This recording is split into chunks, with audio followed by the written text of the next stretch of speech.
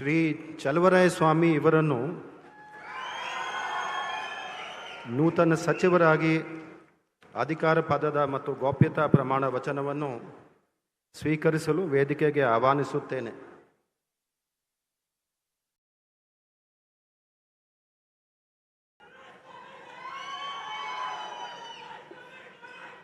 ನಾನು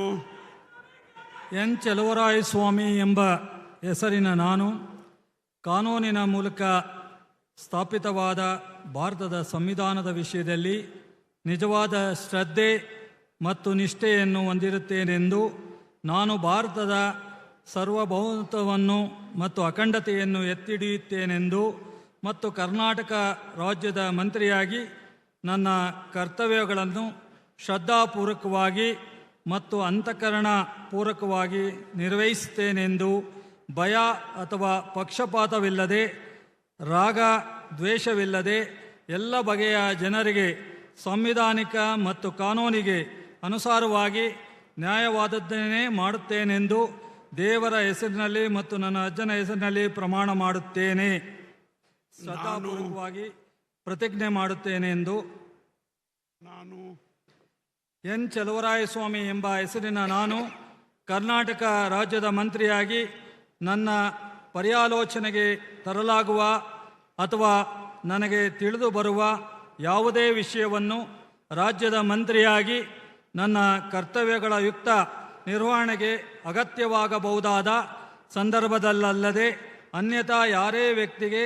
ಅಥವಾ ವ್ಯಕ್ತಿಗಳಿಗೆ ಪ್ರತ್ಯೇಕವಾಗಿ ಅಥವಾ ಪರೋಕ್ಷವಾಗಿ ತಿಳಿಸುವುದಿಲ್ಲ ಅಥವಾ ಬಹಿರಂಗಪಡಿಸುವುದಿಲ್ಲ ಎಂದು ದೇವರ ಹೆಸರಿನಲ್ಲಿ ಪ್ರಮಾಣ ಮಾಡುತ್ತೇನೆ.